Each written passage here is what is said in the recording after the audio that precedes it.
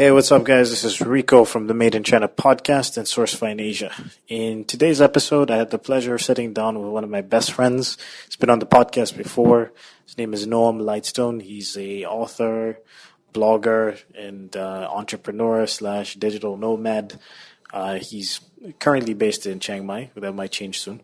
But yeah, these episodes are going to be a little bit different. Me and Noam are going to be recording episodes every 2 weeks. So this is the first of many. We've actually recorded, I think, 4 or 5 episodes at this stage, but they're a little bit different from what I usually do. Usually I'm sitting down and interviewing somebody and, I'm not talking that much. I'm not really sharing my thoughts as often, but in this format, it's pretty much just me and Noam sitting down and just picking a subject and trying to stay on track, but jumping off into a lot of other topics and tangents. And it's going to be much more reflective of like my personality and what I really think about business and my philosophies and Noam's philosophies. And of course, we're best friends, so I think we have a good rapport. So yeah, I think you guys there's still going to be a lot of value. We're still going to be trying to give practical advice, but it's just not going to be as structured as the usual podcast episodes, but enjoy. Another thing is we recently launched a YouTube channel. So if you go to YouTube and search SourceFind Asia, we have our first video up. There should be more. We're going to be releasing a video every week. We also have, content on Instagram and a lot of cool things that are going to be popping up soon. Maybe a free ebook for any of the people that sign up for our email list and go to the website. So I'm going to link up the YouTube channel in the show notes, but enjoy. I don't want to be a product of my environment. I want my environment to be a product of me.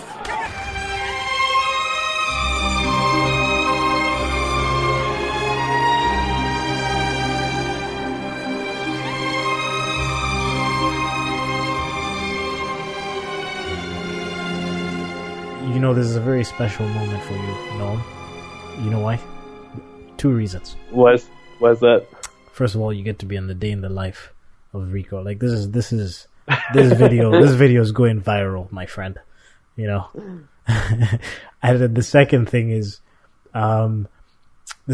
like this is you are the second person to have returned to the Made in China podcast.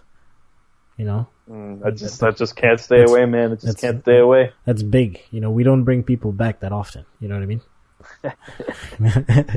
I've got too many guests lined up, too many bookings, my friend. I'm glad you love me that much, Rico. It just gives me so much joy that you can be so open with your emotions. Okay. Okay, yeah, sure. You can keep your feelings to yourself, sir. Do you want to, I guess, let me just remind people. So Noam was on the pod. He was in the first batch of episodes. So when we launched the Made in China podcast, when we were just a little baby, no listeners, Noam was nice enough to come on the podcast promoting mastery of the mind. And yeah, that was like a year and a half ago. And, me and Noam always have these long WeChat voice message conversations where we just kind of are we allowed to say the R word on this? I don't know if we're allowed no. Okay, so there are limits. Let's call it the phones are blown up like crazy with 10 the phones have been virtually abused. Let's put it like that. Yeah, very bad. And we just send each other 15 minutes of voice messages, just talking about business and life and our perspectives and where we are right now and giving each other advice, what we need to give each other advice. Partially, I think it's because we just don't, we used to hang out all the time in Toronto, and now because of time zones and being in different countries, we rarely talk. And just being busy as well. We were not entrepreneurs in that's even weird to say. It's weird that we were not entrepreneurs. We were not entrepreneurs when we were in Toronto, so I think that's how we've compensated is doing those long voice messages, because we can always reply in our time. We don't have to schedule a call, but nothing can replace just sitting down, focusing, and just having a nice conversation with one of your buddies, especially when I think some of the conversations that we have, not to be cocky, can help people, and I think they're interesting. So I proposed a while ago that, hey, why not just like schedule every 2 weeks a call? Maybe we could do a call and a podcast. So that allows us to like have these philosophical debates, and, you know, get all high and mighty. But at the same time, we can keep in touch, you know, so that's basically where this has come from. And, this is going to be like very different from a typical Made in China podcast. Definitely not as structured, and more just kind of, we might have a specific subject, but I think we're just going to riff for the most part. Yeah, I mean, like Rico said, it's a bit selfish because we like to keep in touch. So we've said, okay, how can we work it so that we're doing something fun and we're keeping in touch, but maybe we can put like a schedule to it. So we just come to the conclusion that if we do a podcast where we're talking about something cool that, you know, gets us going, and we're just talking like we would as friends, but, you know, it can be used for other people too, then that's great. Mm-hmm. Because in my own side, I wanted to kind of start putting out more content in general, and not with the end goal of it needing to go somewhere, but just because I know Rico feels the same way. We love just sharing what we've learned, and also just teaching and talking about the cool. I was about to say Oh, you can swear. You can swear, no problem. It's just okay. All the cool shit that we're doing. We got to keep it just within reason, like. yeah, because you know, in entrepreneurship, like, I would say it's just all about learning, and you learn so many new things every day. It's just like new apps, new tools, new systems, life hacks, quote unquote, systems, automation, how to do a sales call, like all this stuff, and for someone who's, you know, going along the same path and process, it can take a lot of time to figure this shit out. But if you're listening to someone who's doing it, you know, is in the process or has figured it out and is creating a successful business, I think that's super valuable. So I'm really looking forward to this and seeing what comes from it. Yeah, and I mean, just before we jump into everything, like, I mean, one thing I was saying before we started the podcast is just, I've noticed with my employees that they only see the end result, which is me right now, you know, in the office, whatever, they got fucking suits, and I just got like a new iPhone, and like, you know, I'm taking Ubers to the gym and stuff like that. You know, I'm running my balling, dust my shoulders off, running my own business, just to let them know I'm joking. But no, I mean, I'm just saying, I run shit here.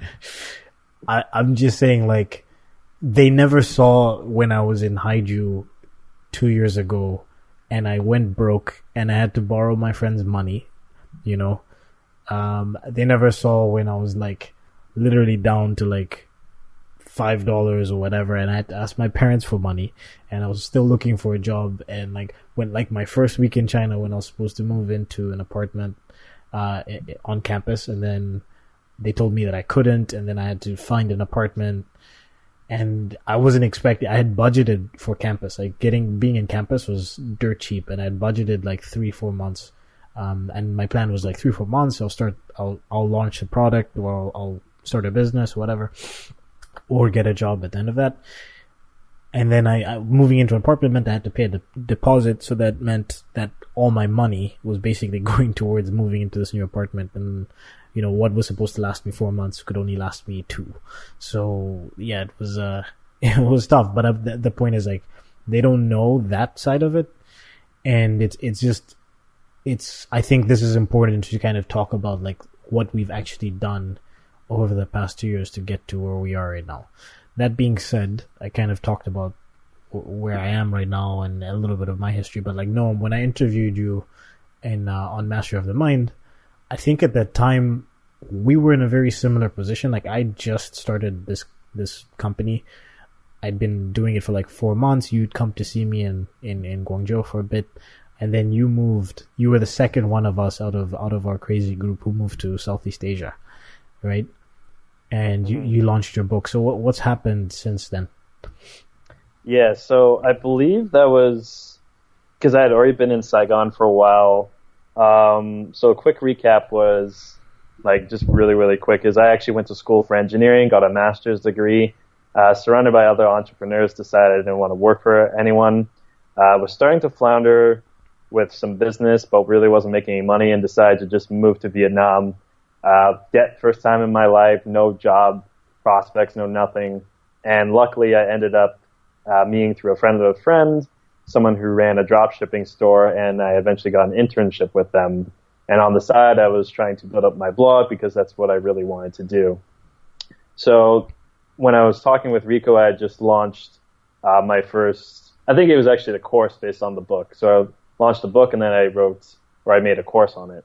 So since then, a lot has changed. So after the dropshipping internship ended, because my friend stopped all remote work, I started doing freelancing, just general article writing, copywriting, and I was just driving myself nuts, trying to make things work, and stressed out because I had to like bang out so many words.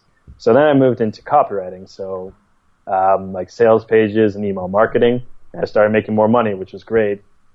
But I still found that there was a lot I had to do and things like that. And at that time, again, I had moved to Chiang Mai for a bit, had to move back to Canada. And again, I moved back to Canada for personal family reasons, but also because I was running out of money, because I had to pay for some shit with my teeth. And then, again, I had almost run out of money. My credit cards were pretty much maxed out. I was like, fuck, what am I going to do? So I was actually living with my parents while I was trying to make the copywriting work. And that was stressful, to say the least, because once you've moved out and you move back in with your parents, you feel kind of like a failure, or at least I did. And I actually had to talk to Rico, where he reframed it in my mind as, people invest into their education when it comes to startups and stuff. And you've invested with, the debt and, coming to this point, but it doesn't mean you failed. I mean, you've done a lot of great things with launching stuff. So at that point, I saved up a lot of money and was able to move back out to Chiang Mai. And now what I'm moving into is still doing email marketing. That's my focus, but having other writers write the main emails for me. But then I obviously go through them and make sure they're okay, and I do the strategy part of it. But then I'm also going into lead generation now. So my new company is called Constant Client Systems, constantclientsystems.com, trademark, all rights reserved, and all that good stuff. And basically what I'm doing is I'm using cold emails to reach out to potential clients of technical consultancies, so things like engineering firms, architects, people like that, and get those potential clients to contact the firms. Because for those firms, when they close a client, it can be tens of thousands of dollars. So when I reach out to them and I say, hey, you'll pay a really low price per month, but hey, when you get a client, it's going to be worth, 5, 10, 20 times more. They're like, oh, that sounds amazing. So that's kind of the really quick overview of where I am now. So now it's email marketing, more in a manager kind of role, and then going into this lead generation business. And all I've been focusing on now is systemizing, automating, and outsourcing things, and really trying to be a business owner, working on the business instead of in the business, as I think it's Chris Ducker would say that, but yeah, just trying to really orchestrate things so that, the business eventually runs itself, because my end goal is to have one or two businesses that are creating, wealth for me, and I manage, a few hours a week, but most of my time spent doing content just for me and just for fun, not trying to make money. And that was the big shift that happened recently, was I don't really want to have the pressure of needing, let's say, my blog to make money, because it was just taking all the fun out of it and I just didn't like it. I just want to create content for fun and not have that stress on me. So that's why now I'm just focused on the copywriting and maybe moving into something like drop shipping eventually. But I'm happy where I am right now. So just bringing it back, you mentioned systems, right? That's exactly kind of like what I wanted to talk about. Is like, I think if somebody watches my day in the life video, one of the things they'll notice is how, everything is scheduled. It seems like maybe I'm able to fit in many things into a day. And like, where do I start with the scheduling thing? And the thing is, like, for me, I used to be super disorganized and I used to hate schedules. I used to think it was boring. And when I really started to take an active interest into reading about entrepreneurship, specifically books, that was one of the consistent things that I noticed between most of the successful entrepreneurs, was that they followed a very like regimented system or schedule. And that was like, oh, okay. That was like a come to Jesus moment where I'm like, I want to start a business.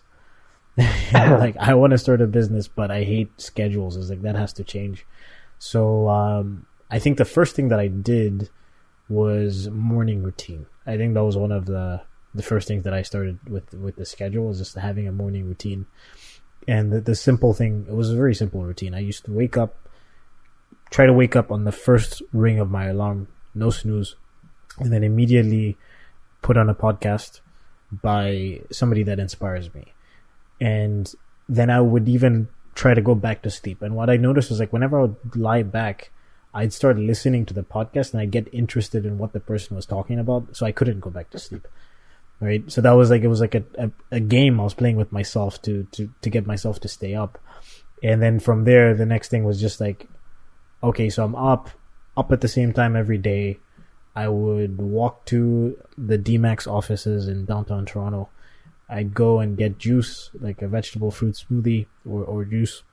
And then I'd grab breakfast, and then I'd go to the office. And it was like the same thing every day. It was a very simple routine at the time. I didn't even realize that I was building a routine. I think I thought the routine was just the waking up and podcasting. But then when I started to add the juice and I started to add the breakfast, then it just became one of those things. Like, if I didn't do one of those, I felt a little bit off. And then from there, a big thing was I joined a mastermind group, and that kind of taught me like how lazy I was. Like, like that was a huge realization. It's like, I was sitting here, I'd been talking about launching a podcast for like 4 months at the time, and or a blog for like 4 months, and then we sat down in the first mastermind. They're like, what's stopping you? I was like, no, but I have to make a website. It's like, well, how long do you think it takes to make a website? Like, I was like, I remember hearing about Squarespace, and I was like, oh, and templates on WordPress. And I was like, I know how to make a freaking website. I'm just making excuses. And just in that mastermind, they were like, by next week, you are making a website and you are starting your blog or podcast. And for sure, by the next week, I had it done. And I was like, man, this is something I've been thinking about doing for like 4 to 6 months. And I just kept on making excuses because I thought it was going to take too long. And all I did was just stay in on the weekend and work on this thing and get it done. And it was done. And that gave me that realization, like, I can do so much more with my time. So that was the next thing. Mm-hmm. And I think it was the morning routine, and then getting a mastermind, and then working out. So like, just having those 3 things in my day and having them be, and then beginning to sleep at the same time every day. So making sure I was getting about 7 to 8 hours of sleep. So those 4 things, those 4 fundamentals, kind of was the beginning of like me becoming more systemized and regimented. And then I started to feel great, man. I started like, I'm working out, I'm sleeping 7 hours a day, 8 hours a day. I'm drinking vegetable juice and eating healthier, and like, I'm being more productive. And then it becomes addictive. Like, it becomes addictive to see like, how much stuff can I get done in the space of a day, in the space of a week. And I think that was the beginning of me not caring about going out as much. Like, I started to lose that interest, Mm-hmm. Yeah, because everything in life is based on a system, whether you don't think about it, whether you think about it or not. So, who's the guy who wrote Dilbert again? Scott Adams, right? Mm-hmm. I think that's his name. Yeah. So he says, like, pretty much, instead of goals, think of things as creating systems. So like, to attain a workout goal, like to gain muscle, your system is your actual workout plan, your nutrition. Mm-hmm. If you want to, go on a bunch of dates, then your system is how to approach X number of women, assuming you're a guy, and so on and so forth. In business, it's like putting out X sales interests or doing X sales calls, this sort of thing. So I've just realized that all of life is in systems. And, talking about my own routine, I had a really solid routine and really solid work ethic from university, but I overworked.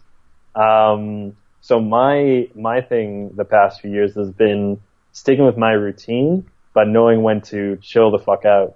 Because again, I've always been really dedicated and consistent, but it's just impacted other parts of my life. But as opposed to a few years ago where I was just wondering why I'm more routine based and I like it and I get stressed out when I don't have it, I just now try to embrace it. And, on my off time, I try to be unstructured and on the weekends have fun. But I just realized that, the systems and routines really help me. So because my routine is actually based on like a day. So like right now, what happens is in the morning, usually I'm waking up at 7 or 7:30 and it's always the same thing. So it's like wake up, I use Headspace to do my meditation, open up my journal, and I write 3 things I'm grateful for. And then I talk about what would make today awesome. So what do I want to accomplish? And that, just takes like 20 minutes. Get up, come outside. Now I've started listening to an audiobook in the morning, but sometimes I listen to a podcast or just some cool music.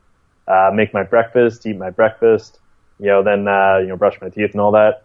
And then I get right to work. It's about 9 a.m. when this happens. Work for usually an hour and a half, go for a walk, go get a juice, come back, work for another hour and a half, take a good lunch, hour and a half, go to the gym, come back, do like another hour and a half or 2 hours of work. Then I block all my work sites usually, so anything I usually visit for work. And then I usually try to either do something fun like this, because for me this is actually really fun, or go out for dinner or like go on a date or something like that.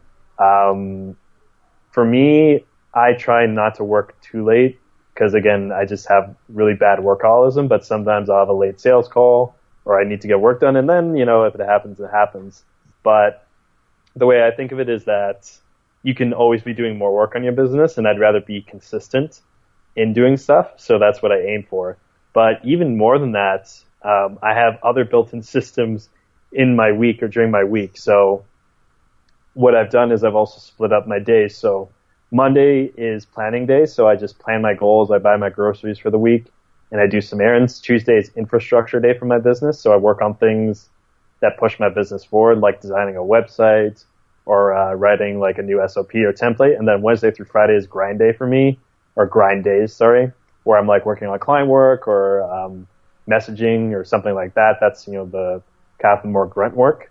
Saturday I take off, and then Sunday I usually sleep in, and then I do like my personal email and some weekly maintenance. So things like, backing up all my files and, checking in on my finances. And there's more systems like, weekly mastermind calls and then bi-weekly calls with mentors and all this stuff together. It's like when I list it all out, it's pretty crazy that it's been built up. But, the being able to do the amount of stuff that we do, and that, specifically because we're talking about my schedule now that I do, you need to be really like regimented, organized, and all that type of stuff, because otherwise shit's just not going to get done, or things are going to come up and block you off. But, my last point was you're mentioning about not wanting to go out. Like these days I just value like getting up on time. So like someone invited me out. Actually, a few people invited me out Monday, but one guy said, "You want to come on a party?" I'm just like, no, I don't, because what's fun for me is getting up early and doing this and making money and being successful. And then on the weekend, if I want to go out, fine. And here and there if I want to go out, but I just don't really have that much drive to go out and drink and stuff. Just not in my scope of reality right now. Don't really care. Yeah, 100% agree. I think for me at the time, it was like, I didn't have a business. So I just noticed that if I stayed in on Saturday or Sunday, it's like I could do more things with my time. And then now my perspective is similar to that, but it's now more along the lines of what you're saying. Is like, if I, like right now, it's 9 p.m., whatever. If I was at happy hour drinks at 7 and I had 2 or 3 drinks and it's like 10 p.m. or 10:30, I go home and sleep at 11, or 11:30. I'm up the next day. I'd feel like shit the next day. I know I would be running at like 75% at best. And I just feel, I get angry. Like I get angry with myself. It's like, why not? First of all, I wasted, I could have worked an extra 4 hours, if I didn't go for happy hour drinks. And then I could have gone home, slept 7-8 hours and still woken up, feeling great. Like the next day, like I would have been like, oh, I'm ready to do it again. That's the big thing for me. Like the extra work, for me, like I said, is not the biggest deal, but the big thing for me is waking up feeling like crap. I hate that. It's why I don't even drink much anymore, because I just hate that fucking hangover feeling. I want to wake up feeling like ready to go, you know? Yeah. So for me, yeah, it's like that's what it is for me now. It's just like, yeah, if I don't drink, I feel great. I wake up earlier, I can work later. I don't feel tired during the day. I don't feel sick. My exercise performance is better. You know what I mean? It's like everything just lines up, and then I'm in a better mood, like all that stuff. So like that was the thing is, and then going out is just it's a waste of time, man. Like I think the last time I went out was February or January. I think it was Chinese New Year. And like I love going out with specific friends on specific times, but okay, just to mention for dating, like honestly, it's a waste of time and it's a waste of your money, because bars and nightclubs are made to make them money, not make you money and get you girls. So there's very better ways you can do that. The other thing is like, again, if you stay out till 12, 1, 2, 3, 4 in the morning, you sleep in the next day, you're like, you pretty much lost the day, and it doesn't matter, right? Yep. Yeah, no, I mean, for me, it was like, I went out for Chinese New Year, and, the next day, there was like a house party or whatever, and it was a holiday, but like, I just felt really bad afterwards, and I was like, you're recovering, and I'm like, man, I could have been like, recording a video, or I could have been like developing an SOP. Like, what am I doing, or you could have just been like doing something that maybe it's not directly work related, or just something you like better. I could have gone to the gym. I could have gone for a run. Like, I'm thinking about like next week, Saturday, I'm going to take an introductory course to Muay Thai, kickboxing. So I'm going at like 8:30 in the morning on Saturday. If I went out on Friday, I wouldn't go to that class. Like, it just... Yeah, it's so funny, because like on the Saturdays, well, right now, Chiang Mai, the weather's not so great because of burning season, but like once it's done, the things I like to do is like, I want to go see the golf courses here. I want to go into the mountains. I want to like go to the water park here. It's like, that stuff is more fun for me than, I partied so hard last night. But I think again, it's just as you get older, quote unquote, even though we're not that old, like your priorities change, right? Because, when we were younger, we were going to clubs together and stuff. But now I don't even think it's an older thing, to be honest, man. I really just think it comes down to people not knowing what they want to do, right? They don't know what makes them happy. So they just kind of follow what other people tell them, or what society tells them in that moment of time makes them happy. So like it's society says when you are 18 through 20, pretty much 20, like 8, like if you're in the West, going out every weekend, going for happy hour drinks every day is what you should be doing. That's how you socialize. That's how you make friends and all this stuff. It's how you hook up with people. It's how you meet your significant others. And that's what you're supposed to do to have fun. But like, if you step out of that and ask yourself, like, what do I actually like to do? Like, what do I actually want to do? What do I want to achieve in my life? Whether it's like, you want to learn a different language, go study that language instead of going for happy hour drinks. You want to start a business. Gary Vee talks about this all the time, and it hits me every single time, because that's exactly what happened to me when I first started working on SFA and I was teaching English at the time. He says, all you guys who have a 9 to 5 should start working your 6 to 1 p.m., 6 to 1 a.m.s. So when you finish your work at 9, when you finish your work at 5, you go home, you have dinner at 6 p.m. till 1 a.m., you're working on your business. And that's exactly what I did when I was teaching English. I used to go to English class at 10 a.m. I was done around 9 p.m. 11 a.m. and I was done around 9 p.m. And then I would go home and work from like 9:30, 10 p.m. till like 3 o'clock in the morning. And that was my thing every day. And then slowly but surely, I started to reduce my teaching hours, and then I started to increase my business hours. And then eventually I quit. So, but the thing is, like, if I was going out for drinks, or if I was like, oh man, I'm so tired, I just worked a 9-hour shift, you're making excuses, right? So like, I don't think it's priorities. I don't think it's age. I think it's priorities. And I think it's not really exploring, not really trying to figure out what you want. Because one of the things that people always say to me is like, oh, you're so young, and you run your own business, and I started this company when I was 22. And it's like, yeah, I am young.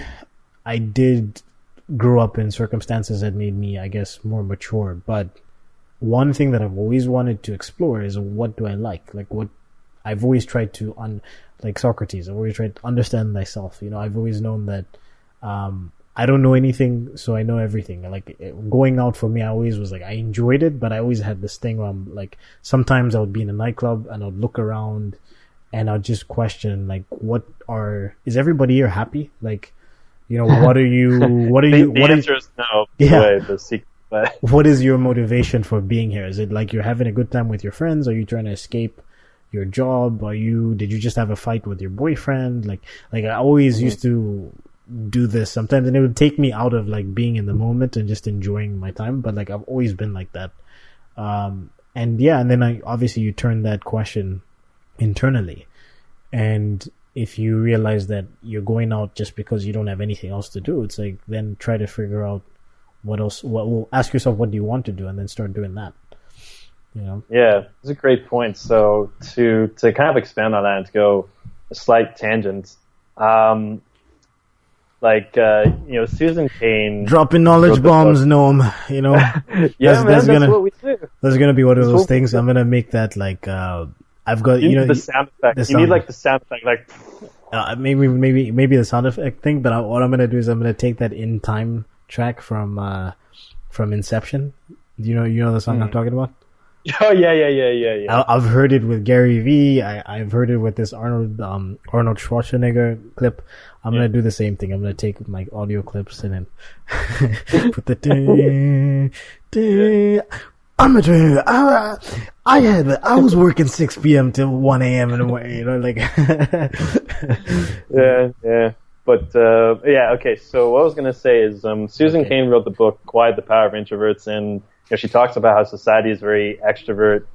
There's the extrovert idea, so it's like, how do you have fun? You go out to clubs, the bars to meet people, networking, blah, blah, and this and this. And you can agree with her or disagree, but one of the things that I've started doing is really trying to focus in on my strengths, because I'm an extroverted introvert, but, I still need my time to recharge. And, sometimes, again, if I let myself, I'll just be inside, watching TV or like working way too long, which is not good, because then, I don't really live my life. But sometimes it's like, okay, finish my work for the day.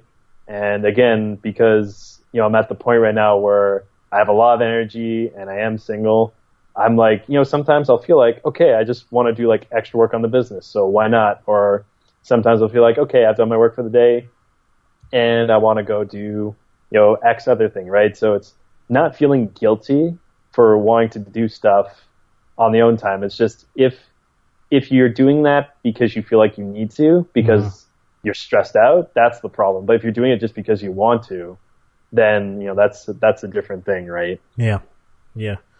And I mean, don't get me wrong. It's I used to go out sometimes to escape, and sometimes it's necessary to just blow off steam and like kind of get outside of yourself. But the issue is when you're doing that consistently and not really understanding that that's the reason why you're doing that. Yeah, it's a really scary thing that you brought up, because I'm sure I don't know like the percentage, but let's say maybe like 30 to 50% of people in nightclubs, especially if they're older, are just going because they think they should, and because they think there's no other option, and because they don't know what they really want to do, they have no drive. And I mean, again, there's tons of people who go there and they just want to have fun, and they're just doing it to blow off steam, and they work their asses off, and they know where they're going. So I'm not saying like all people who go to clubs are totally lost and blah, blah, but there are definitely a lot of people just in life in general who really have no idea what they're doing. I mean, I don't know which philosopher said this, but pretty much nobody knows what the fuck they're doing. But, some people have more of an idea of the path they want to take, and they're moving towards the path, but some people are just totally lost, and they're just going with the flow, doing whatever the fuck anyone else thinks or what anyone tells them, because they just have no other idea otherwise. I think this is one aspect of my life that I'm lucky about, is just I had examples in front of me. My dad was an entrepreneur, my mom's an entrepreneur, and I always knew I want to start a business. I just didn't know how am I going to do this? Like, what is the path to this? And I think for me, I just got lucky discovering self-improvement when I did. The first thing was improving myself as a person before I even started getting into entrepreneurship, like in any sort of real way, was like crucial. I think that's another thing that people should keep in mind is like if they want to start a business, it's super stressful. So maybe you should work on, and a lot of times the issues that happen with people who I guess fail in business or struggle to start a business is internal turmoil. It's like just issues that you have with yourself that you need to sort out first before you do something. Yeah. On that point, actually, so you're mentioning how a lot of people don't talk about the stress of entrepreneurship. So I wrote an article a while ago, and maybe we'll link it down, but it was called The Psychological Price of Becoming an Entrepreneur and Digital Nomad. I think that was the title I gave it, but basically, there were a few articles that I found, like one was from Tim Ferriss, one was from Mark Manson, people who wrote about, the ups and downs of, it was partly entrepreneurship, partly digital nomad, like both of those. But just talking about like the stress and the stuff that people don't talk about, it's like going into debt and, not having time for your family or like trying to balance that and trying to make things work, not understanding how things are. And yeah, nobody talks about it, but it's a big fucking deal that everyone deals with. Mm-hmm. And, Rico and I were talking about this.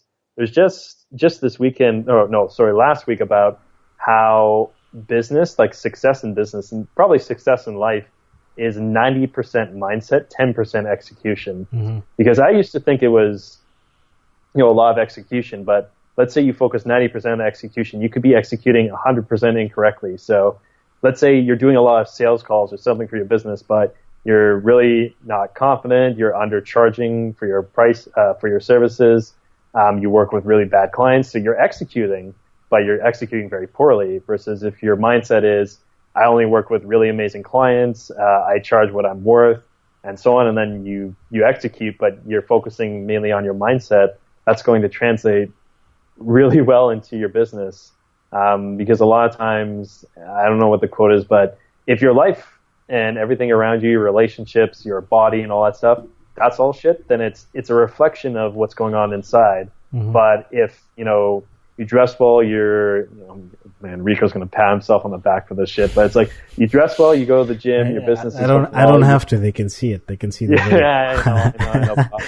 But, like if a lot of stuff in your life is going well, so business, relationships, dress well, you take care of yourself, like that is a reflection of what is going on inside. Now, again, Rico balls out in his suits and stuff. I would fucking die like that. Don't lie to the listeners. I'm very frugal. I live in China, bro. Like, you know how easy it is to get suits, like well done suits. I'm not talking about the price, man. I'm just talking about. Listen, I have to clarify. I don't want people getting the wrong ideas, man. Yeah. You don't worry. You don't pay like thousands of dollars for the Versace suits, but what's funny? If, I would never. On a previous podcast, we talked about wine we were drinking. And you got mad at me when I said, "Oh, the wine is like $10." Now you're like, "No, the clothes they're cheap. Don't worry about it. It's okay." But, hey, but this is evolution. Yeah. I don't know. Like now, I don't even remember like how much that wine was, but I was just thinking about this. It's like what happens to people when they I get a little bit of notoriety or whatever. They want to start like hiding numbers and like figures and stuff. Like, they start going like, no, it wasn't. The deal wasn't that big, Yeah, like it was okay. It was okay. Yeah. To finish my point, like, so it's not necessarily like someone who wears like, because freaking, there's tons of entrepreneurs who just wear like crappy jeans and t-shirts and they're making millions of dollars. So it's not like all that stuff has to be in line. They're not as jacked as me, bro. Yeah, for your confidence and your inner space to be healthy, but it is a good reflection to see like if you're reasonably taking care of yourself, then obviously you have a certain belief system that's making you do that, right? Otherwise, you just wouldn't give a shit at all. Okay, so Noam, two options we can go on a tangent. The first one is, what is something crazy that you believe? What is something that you believe that other people might think is crazy if you told them? The second one is we can talk about wealth, health, relationships, the concept of that? I think wealth, health, relationships, because I think that's pretty fundamental. Mm-hmm. I feel like the crazy thing, there's too many things. Maybe some of them are too X-rated for this podcast. So I think let's do health, wealth, and relationships, because I think that kind of belief in those pillars, quote unquote, and also kind of focusing on two of the three, that sort of thing, can be really helpful. Mm-hmm. Yeah, sure. Wealth, health, relationships. I had a recent relationships debacle, actually, kind of proving my point. So my birthday was like last week, just turned 25, and my parents. I moved out of my parents' house like when I was 16 or 17, and I was in boarding school from when I was 8. So I kind of got accustomed, and I'm not talking about like boarding school like a week. I was like gone for 3 months at a time. And my parents are not the most communicative people, so like I got accustomed to like being independent and not really communicating, like going off on my own and hey, I'll see you in 3 months, and then just picking up that relationship from where we left off. So that, I think that's translated in a big way to me being in China, and just kind of when I moved from Canada to China, it was just like, oh, it's no biggie. Like I'm out, and I just don't I don't keep up with family and friends to a certain extent as much as I should. But it's worse now because I'm so focused on the business every day. Like this literally consumes my mind for the most part. Or I'm focused on working out and eating really healthy, and keeping learning and like reading and like doing things that keep me in a healthy, positive mindset state. So like dating is like non-existent. I could if I wanted to. I could if I wanted to get offers, but it's like it's a distraction to me. I could get all the girls in the world if I want to, but I ain't got time for that. I ain't got time for women. When they see the gun show on Instagram, the DMs. Anyways, but it's just like into those DMs. It's just like, yeah, I mean, I can, I have plenty of friends who can introduce me or whatever, and I'm not shy, right? So it's not an issue to meet people. It's just like it's a distraction, like. And then the next thing is like, I don't want to be jumping into WhatsApp family group messages in the middle of my workday. By the way, they're in a different time zone. So it's like in the middle of my workday, I'm going to jump in and read 100 messages and try to catch up with what you guys were talking about. And, and then I got into an issue with my parents where they said happy birthday, but hey, you need to keep in contact more. And I was just like, hey, sorry, I'm just super busy.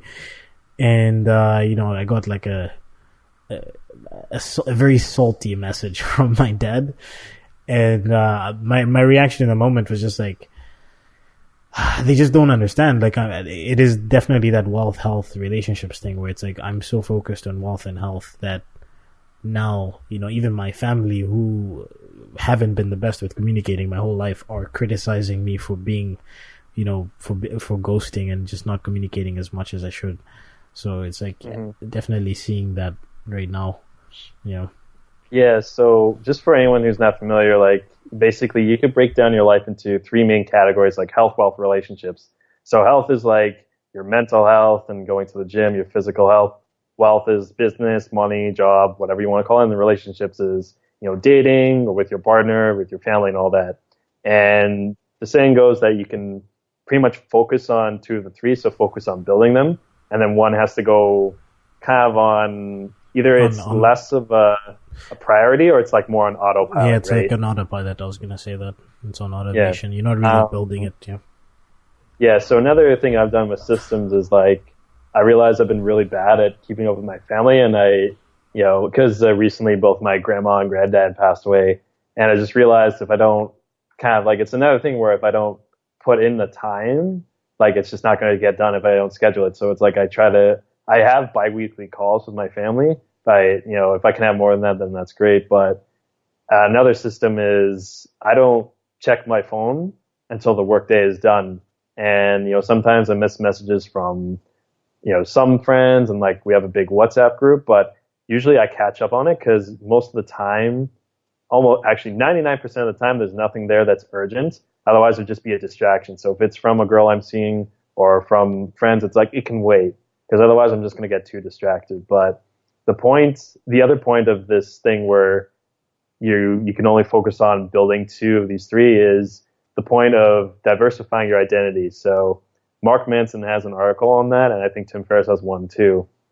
But the point of having multiple things going on, so even if you, let's say, one of these go on autopilot and two you're building, is that if one fucks up, then you have the other two to fall back on. So like if you were just focused on the gym and that's all you did, that was your life, and let's say you get an injury, you are going to feel emotionally depleted and you're going to feel like shit and you'll probably get depressed. But if you have the gym, you're working out hard, and you got your business, and let's say you've got good friendships and stuff, which is the point of having a really healthy life, is you have the three kind of working together. Then if one thing goes wrong, you'll have the other two to fall back on. So let's say you have a fight with your girlfriend or boyfriend. Well, hey, probably your business is still going well and your health is hopefully still going well, and so on and so forth. So I think that's also really important to keep in mind with all of these three things working together. It sounds like so like mechanistic and systematic when you put it like that, but it's just what puts together for a healthy life. If one thing fucks up, you've got other things going on so that you don't feel as bad. Yeah, I mean, anytime when you get super invested into one thing, it's not healthy, right? Like even for me, for a while, my main focus was building the business, and that was the only thing that I was doing. So I wasn't going to the gym, I wasn't eating well, and I gained weight, and that's why I'm in the position that I am right now, where I have to do like my little diet plan and stuff, and I mean now it's awesome because I think I'm getting jacked, bro. But like yeah, it's important to focus on two things because first of all, it's a good balance. It's not even just getting wrapped up into one identity is just not healthy. Like it's just good to have balance in your life. And then you can't do three things at the same time, like effectively. If you do three things at the same time, you're just not going to do any one of those excellent. You just be okay at those three things. So if you think about, a person who a person who has a family, who's like also into fitness, who decides to start a company, unless they combine all three into their business model, like they're going to still have family obligations, whether it's picking up kids from school or, going on vacations and things like that, date night with your wife or girlfriend. And then of course because they're into fitness, they still want to work out, still want to eat healthy, find the time to get that in.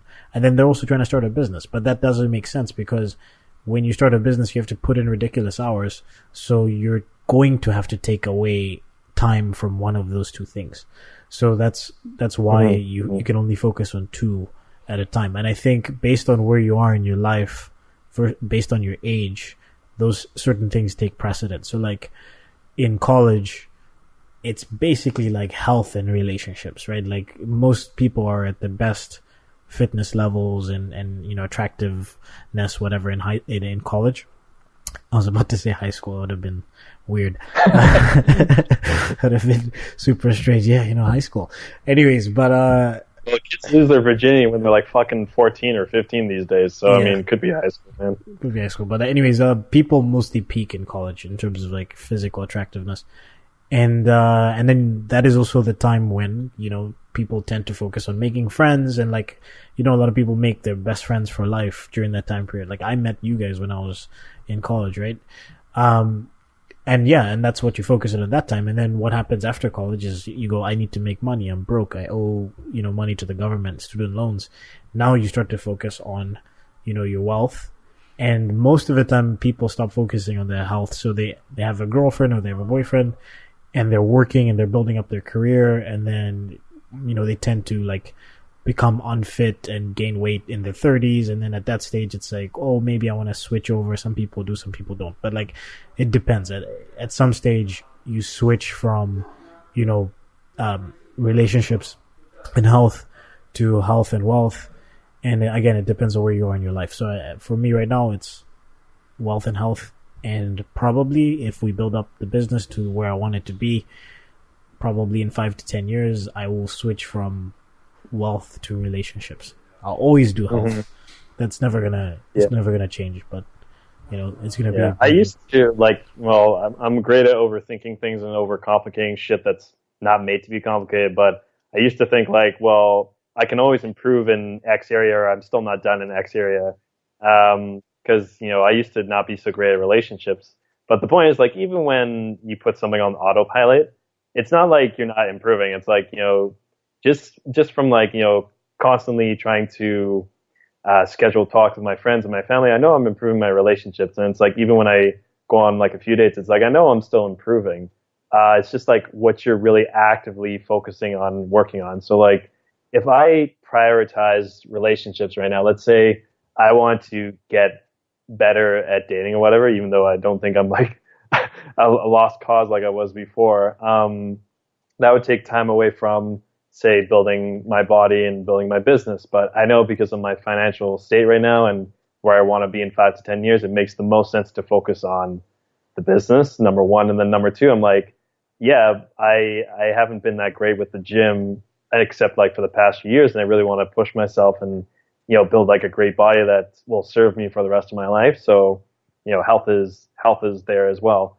And then it's like, so it's not like I'm pushing all my relationships to the side and like I'm just totally throwing them out the window. It's just like, I can't put as much time into them because there's other things that I really need to focus on more, right?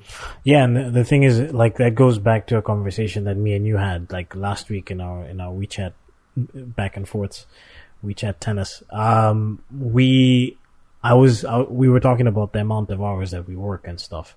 And my perspective is this, like, when it comes to focus or automation, essentially what you're doing is like you will maintain or you will grow. It just depends on how quickly, right? So like if you are 100% focused on something, you will grow in that area extremely fast.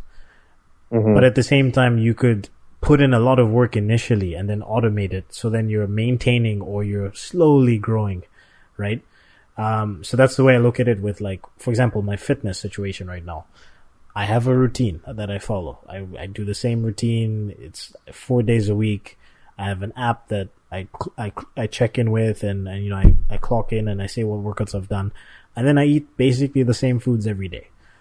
So my stuff is automated and I can see the results week after week.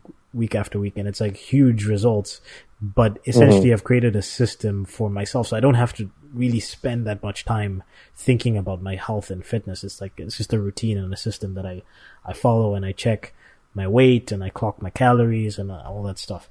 So yeah, it's the exact same thing with me with health. It's like I have a workout routine. I go to the gym same time. It's like the same routine every week. I'm eating the same basic stuff, and I have like a system that I've created for grocery shopping and like ordering pre-cooked meals and all this kind of stuff. Yep. I had to change like some stuff around because I have a different goal, but yeah, it's like the exact same thing. So now the question is, it's basically becomes once you learn how to automate it and you can see the results, the question now goes like, how far do you want to take this? And me and you have talked about this in business, and I think it's insane that we think about this right now, because we used to think about how are we going to start a business, but it's like, okay, we know how to build essentially a 6-figure business. If you want to build a 7-figure business, what does that look like? You can build a 6-figure business and automate that and have that just slowly grow. Or you can go, I want to build a 7-figure business, and that means that you have to put focus towards it. So it's the same thing with our situation with the food and the health and stuff. It's like eventually we're going to get to a stage where we've kind of met our goal, whatever your goal might be. For me, it's like 14% body fat. So when I get to that stage, then I'm going to have to ask myself the question, like, how far do you want to take this? Do you want to go to 9%? Do you want to like get bigger? Like, then it's just like, or do you just want to maintain and focus on other things? Right. So initially, like, you want to put a ton of focus into it, automate it.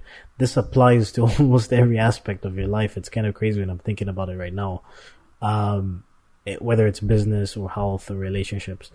I think relationships is the one where people make a little bit of a mistake with the automation part, because people are people have emotions, right? Like your body is basically a system. Except you, Rico, you have no emotions. No, what the fuck are you talking? I'm like the Terminator.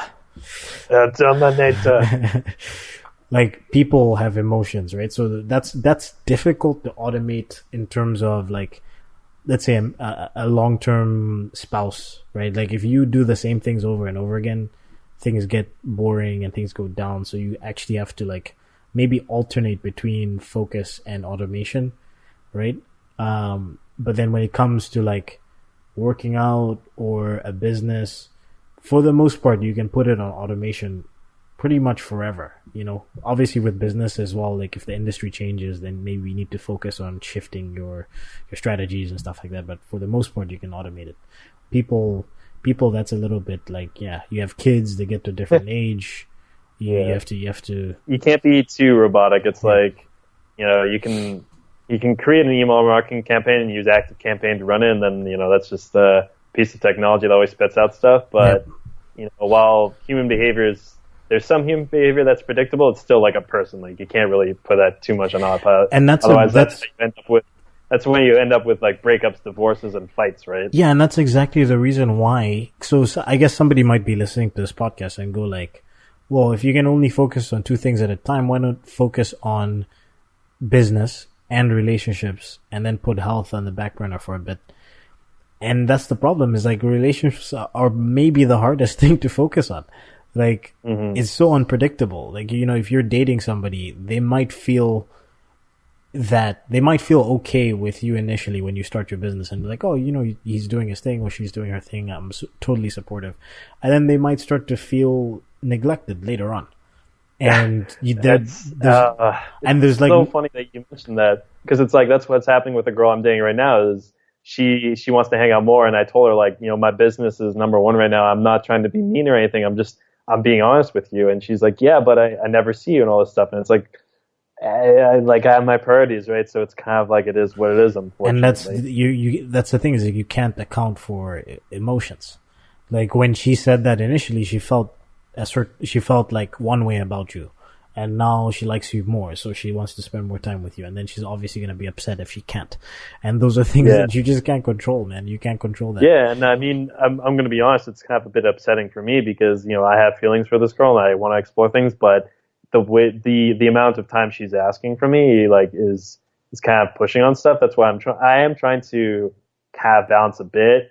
So that's why, that's where compromise in relationships comes up. So I'm like, yeah, we can spend time. So it's like, maybe the weekend where I spend time by myself recharging, maybe it's like, okay, I spend some of that time with her. Like, that's not like a big fucking deal. But, sometimes if she's like, yeah, let's go out and do this, blah, blah, during the week, I'm like, yeah, sorry. Like, I just prioritize my work and getting up early, which might sound crazy to some people. It might sound maybe a bit nerdy or weird, but it's like, no, that's what makes me happy. And it's what I really want to focus on now. So here's where my like iron heart comes into play.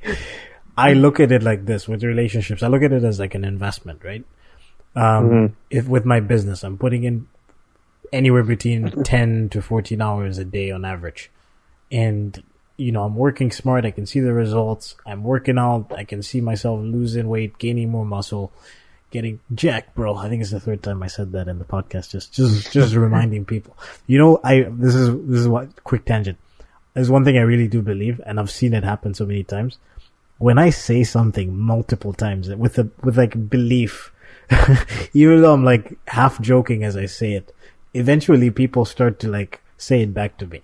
I swear, it's happened so many times. I used to catch myself on that because at first I had the belief that if I say it out loud, maybe like I shouldn't talk about it because I should be focusing on action. Yeah. But now I think if I say it out loud, I'm like, people will call me if I'm not doing it. So if I'm like, oh, I'm building up this business, so it's going to make 5 to 10K a month. Yeah. If I don't follow through on that, people are going to be like, I thought you were doing this. I'll be like, well, fuck, But beyond that, like even just that, I think it's a little bit of like a Jedi mind trick. Like when I say to people like, my guns or the gun show or whatever. And then people start saying it back to me. Like, like people will just make comments about the gun show. And I'm like, I got you guys. So, Jedi mind trick. It's like Dave Chappelle. Gotcha, bitch. Yeah. Anyway, so going back to what I was talking about before, which I'm trying to, investments. So I look at it like this. Like if I invest the amount of time I'm spending in my business and I'm seeing results, I feel like the net positive that I'm going to gain at the end of it, at least for my age right now, is more than what I would gain if I invested the same into relationships right now. Mm-hmm. That's the way. So if I had a girlfriend and, I was so focused on building that relationship and had kids with her in a couple years and all that stuff, like, I'm not saying having children wouldn't, be such a positive thing, but I feel like in 10 years, if I was looking back versus in 10 years, if I have a business and a business that's able to sustain me for the rest of my life, and then I'm able to like focus on being, on having a relationship, that, I feel like I would be much happier doing that than I would the prior, Mm-hmm, mm-hmm. Yeah, that's kind of, it's weird for me because I started dating really late, so sometimes I feel a bit like I should make up for lost time. I have done like a lot of dating, which is great. I've met some really, really amazing women. But it's like I feel the same way because now that I know that I can't work for anyone, ever again. It's just not in my reality, and I need to be on my own time. And I don't want to be actively, like I've decided I don't want to be in a freelancer quote unquote role where I can charge a lot, say, but I don't want to be doing the work. I want to be managing while I do stuff that's more fun for me. So to do that, I need to put in a lot of infrastructure and a lot of work. And once that's in place, let's say that thing is taking care of me for the rest of my life, then I'll have tons of time to like spend time. Let's say hopefully I do meet an amazing woman and have kids. I'll have more time for my kids, right? Yeah. And, exactly. The way I put it in my mind right now is it's not like I can't date. It's like, I still definitely have time for dates and stuff, and maybe I can't pursue things as deep as I want to. But I also know that the right girl for me right now, maybe this is projecting a bit, but I feel like the right girl for me right now, if I had found a girlfriend, would understand that I'm building my business, and she might have to take a back seat. Of course, again, she'll want to spend time with me and stuff, and that'll be a bit challenging maybe, but maybe it's just an idealistic belief that I'm keeping in my head. See, and I'm not even willing to like take that risk, mm-hmm. I don't even want to put in the time building that relationship on the off chance that, she might be 100% all in. Like she might be cool initially and then, 6 months later, it could be a completely different story and then you have to deal with that. Yeah. So that's something I do think about because our, one of our friends, specifically said that he's not having a girlfriend right now. He's another entrepreneur. He owns a multi-million-dollar business because if he had to make a choice, let's say his business, like he had a deal he had to fly out to that night, and they would be able to make millions of dollars, or his girlfriend, let's say, got in a car crash, and, he needed to take care of her. He's a really good person, so I don't want to put, say he's bad for this, but he said like he wouldn't want to be put in the position where he would have to make a decision, right? Because it's unfair for the girls. He's looking at it. He's looking at it as in the same way that I talk about. It's risk adverse, and also the investment aspect, where it's like, what do you want to invest? What do you think is going to bring you the results that you are going to be happiest with? Mm-hmm. And it's like, I guess for me personally, like I also ask myself now because again, like there's some debt I want to get rid of and all that. I'm like, what would make me happy right now? Is it clearing all my debt and having a business that pays for me and all that, or having a loving girlfriend? Mm-hmm. A loving girlfriend is definitely important, and having great people is important. But right now, if I got rid of like my debt and had this business running, let's say just this year, like if that can happen, I would be like floored, and I would just be like spewing rainbows. Yeah. If I got a girlfriend, yeah, I'd be happy, but if I still had this waiting stuff on my mind, I know I wouldn't be as happy because for the past 2 years and stuff, I've been struggling trying to really get my income going. And from the last year to this year, my monthly income has, increased by 4 times. So that's an amazing result. Mm-hmm. And I just want to keep pushing that way so that, again, I have something that's taking care of me for the rest of my life. And then hopefully taking care of other people too, right? Yeah, and that's the thing. The most ironic part about that situation is that if you do build up that aspect of your life, you're more likely to attract a better person.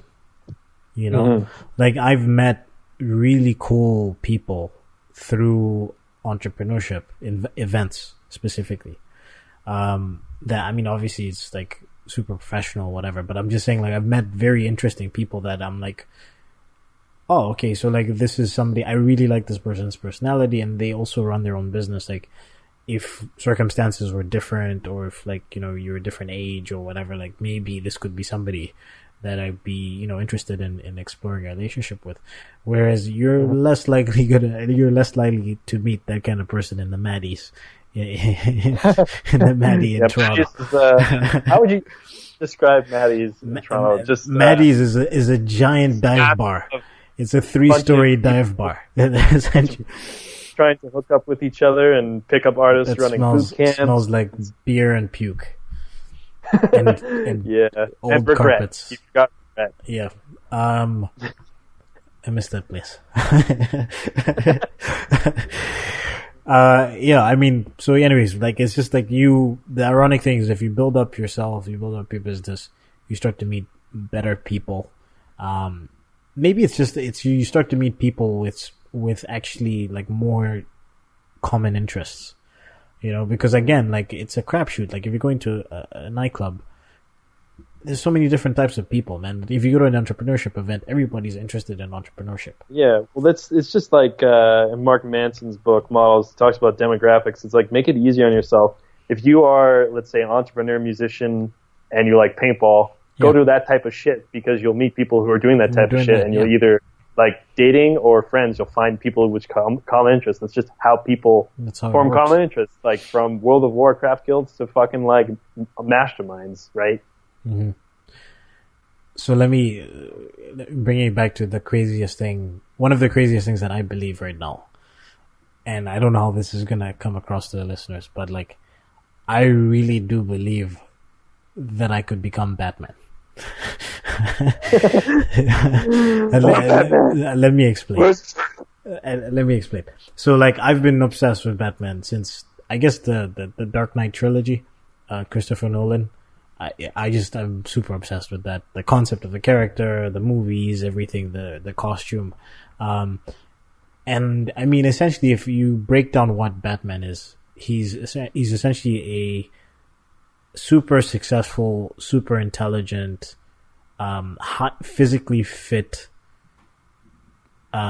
person. Like, that's really what it comes down to. Like, and then he obviously speaks different languages and stuff like that. So, like, if you break it down to that, then you're saying basically the guy, you have to be rich, you have to be physically fit, you have to learn some sort of martial arts, and then maybe learn a different language, and travel around the world. And essentially that is the essence of Batman. That's why right now, when we're doing our 6-month challenge, we called it Operation Batman, because we're essentially building skills that would make us into Batman. Like, some of our goals are around improving our Mandarin. One of my goals is around fitness. The other goal is around financial success. So I really do believe, like, it's like a thing that I have in my brain constantly, that in my 30s, I'm going to be looking back at myself and I'll be, I would have reached a certain level of success, and I would have reached a certain level of physical fitness, and then I would also speak multiple languages. And I probably will have like a Batman costume hanging outside of my bed, so when I wake up, I can just look at it like all stern and serious, just take a deep breath, before I go conquer the world. Like, to be honest, in the morning when I put on like a suit, whatever, I imagine this being like my superhero costume. Like, I really do. I really do in the morning. Like, I'm putting on my tie, like, it's a routine, and I'm like, all right, let's go fucking kill it, man. Let's conquer this world, So that's a crazy thing. That's a thing that I believe that when I say it out loud to people, sometimes I get people looking at me like, "What? Like what? Batman? What, dude?" Yeah. On my end, like the reason why I want to go, honestly, the health wealth relationships route for the talking is, I can't think of anything like super crazy that comes to the top of my head. That's just the most recent thing. Like that's been a very, you know, because I always hear that question, and in podcasts, like I'm always looking for like those kind of questions because I interview so many people. But you know, I've always like when somebody asks that, like when Tim Ferriss asks that, I always think to myself like, what do I believe that's crazy? And I'm like, there isn't much, man. Like there isn't much, but this thing has. Maybe in the last 3 months, I realized like I actually do think that I could become Batman. Like, yeah, because like my answer to that question, it's not. That's the thing. It's not super crazy, but I think to someone outside, let's say where we are, or maybe just starting to being an entrepreneur or just working a regular job, it's a bit crazy. So like I believe now, because I see the power of outsourcing and systemizing, that I can easily create a business that's generating probably 10K USD in revenue, and I just work 1 to 2 hours on it. Otherwise, it's managed by someone else and other employees and templates and systems. And then on the side, I can 10K a month, yeah, and I can just go, you know, just do my writing and be where I want and work on other fun projects. And I think for someone who's working at a job, they don't believe that's possible. I think for someone who's just starting to be an entrepreneur and who's probably going through the struggles of like grinding out 20 hours of content writing, they don't believe that's possible, but I know for sure that's possible because I see tons of people doing it and I see the path to it. Like it's not going to be 100%, you know, like, oh, just, you know, just stack this on top of this and it's all done. But I know it's possible and I know I can do it. Mm-hmm. Yeah. So again, not as crazy as being Batman, but it's something that, you know, if you asked me a few years ago, I would say like, I don't know if I can do that, and still here have a bit of hesitation, but like I know really deep down that I can do it. By the way, besides, I mean, I've been a fan of Batman for a long time, but I think the guy who gave me the belief, I don't remember his name, but if you watch Inside Quest, the YouTube channel, there was an episode where Tom Bilyeu, he's the host. He's also, I think, the CEO or one of the founders of Quest Bars. He interviewed his business partners, and one of his business partners, the first time he met him, like when they sat down and they were thinking, I guess the first time they sat down and started talking about business, I guess, and they were shooting around ideas. I don't know what question they asked each other, but it was like, it was something like maybe like, who do you want to become? And the guy said, I want to become Batman. And and they kind of looked like, him and the other guy looked at each other like, what does that mean? Like, is this guy okay? Do we really want to start a company with him? And then he became Batman. Like the company is now, you know, like worth millions of dollars. He's worth millions of dollars personally. He took mixed martial arts, learned sword fighting, got super jacked. And he studied other languages, like he speaks Mandarin and like, you know, Italian and French or whatever. So like he became Batman essentially. Like, and that when he explained it in that way, that shifted my whole, you know, equilibrium. I was just like, oh wait, so I can be Batman. like that was the thing. And so the little kid inside me was like, this can still happen. Like I can still be Batman. So that's where that seed came from. And then now I'm pretending like it's my idea, but you know. I just want to share one of my fondest memories when I first met Rico, and when we were trying to go after some girls, and I had a problem with texting girls. I didn't know how to like really text girls that well, and I was like, hey Rico, you know, if a girl texts me, I don't know what to say. Like I want to keep it fun and stuff. What should I say? He's like, you know, just say what I say. And I said, well, what do you say? He's like, just say, I'm Batman. I'm Batman. That's it. Just I'm Batman. It's one of my favorite responses, where when I would get a girl's number, and then I would send her, hey, what's up? And she's like, didn't remember me. She'd be like, "Who is this?" And I'm Batman. I'm Batman. So yeah, we're gonna go for ice cream and then we're gonna go skating. Oh, why are we gonna go for skating? Because I'm Batman. And that's just anytime somebody has like, "Why are we?" Because I'm Batman. I'm Batman. Yeah, I don't think I'm in a position right now to do it, but someday when a client's like, "Oh, why are we doing this?" Just be like, "I'm Batman." I'm Batman. You just hang up. Batman. Just hang up the Skype call. Yeah. The sales call where I know it's not going over. Just, well, why can't we do it at at 5 cents a word? I'm Batman. That's why. Just disappear. In fact, don't hang up the Skype call. Just like leave, and then the person's like, "Hello, you still there?" And then just play like Christopher Nolan's Batman theme. Yeah.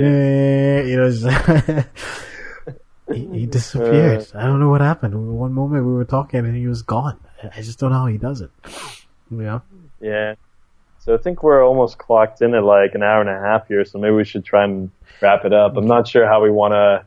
I don't know. These conversations are going to be random. Like, it's going to be like Joe Rogan-esque. We're just like, yo, it's time. Yeah, tangented everywhere. I don't know. I guess I don't even know where to wrap it up. And I guess, the systems, really thinking about systems and how you're structuring your life is really important.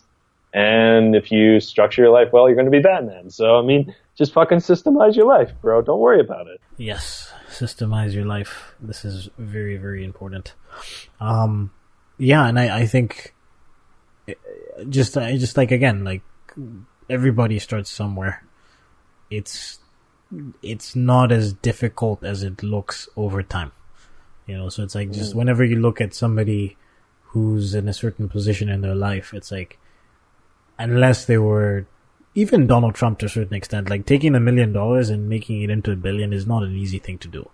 But like, everybody starts somewhere. So like, if you look at somebody and they're successful, or, they're on this path to success, that they started off working, grinding, maybe with a business partner in a basement, maybe in an apartment, wherever it is, they were hustling, and then eventually they got to where they were and they learned things along the way. And it's like, as you surround yourself with cool people give you more tips, more hints, and you implement things and you create systems. And then, 5 years later, you're looking at your life and you're looking at the way you operate shit and the way you have everything systemized. And it's like, wow, how did this happen? But it was a step-by-step process to get there. Like, no one's born like that. So like, that's the main thing. And that's maybe one of my biggest struggles right now is teaching that to my staff, because I think they just don't see it.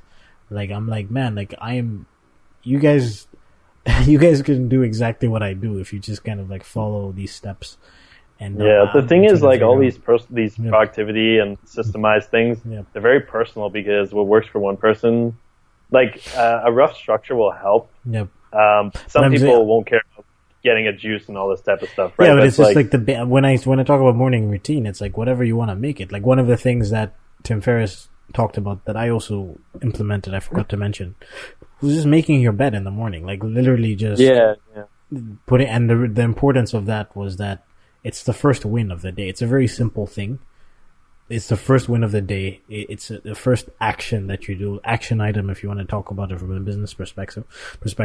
And then the thing is, when you come home, it's so much more relaxing to walk into a bedroom that's organized and has like a nice made bed than it is to come home and go back into chaos. That I really agree with, because so I have a co-working space I work from sometimes, but I'm doing a lot of work from home. Like, luckily I have a separate office area, and my bedroom's actually a separate room, so it's like very clear boundaries between the two. But it's like, even when I walk through and I want to go to my balcony just to take a break, like just walking past the bed, which is all nice and made, it makes a big difference compared to seeing it just fucking strewn all over the place.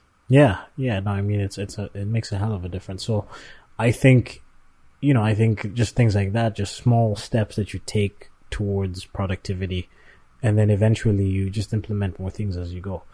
But just knowing that even just the first step is the most important. Even like with business, man, like me and you both had similar goals. It was just making $1 from entrepreneurship. Like, literally that small.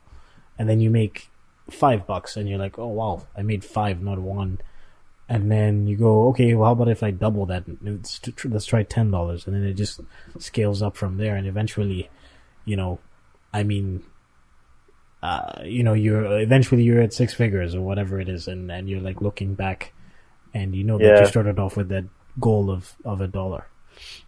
That's actually another thing is, I got really wrapped up in this where I get frustrated because either I feel like I'm not moving fast enough, or I always have like all these things I need to implement. Mm-hmm. So I try to keep things like the way we've discussed things. It sounds like, a lot of stuff is complicated and we're doing a lot, which is true, but I still try to keep things simple. I still try to be more patient because like I know no matter what, it's not like I'm going in a really bad direction. Like even if say eventually like this business for some reason I don't want to do it anymore, like I'm doing things that will teach me for the future of what I need to do. So like I know I'm going in the right direction, and I've also just taken a lot of stress off myself, by saying, you know what, I'm going to work my ass off. Obviously, I'm going to put in my time, but like I can control how much time I put in, but I can't control when X happens to me. Like there's a higher power that's probably deciding this, not me. I can control again putting in the time, but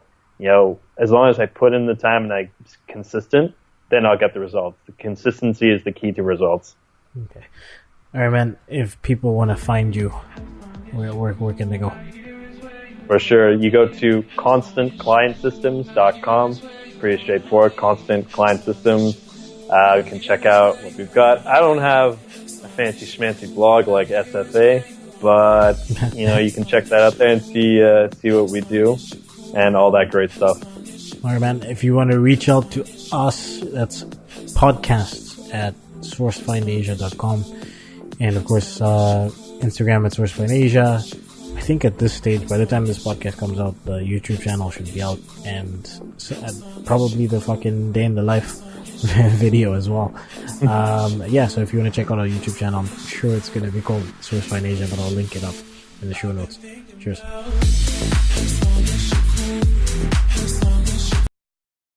Hey, what's up, guys? Thanks for watching the video. Rico here, CEO of SourceFind Asia.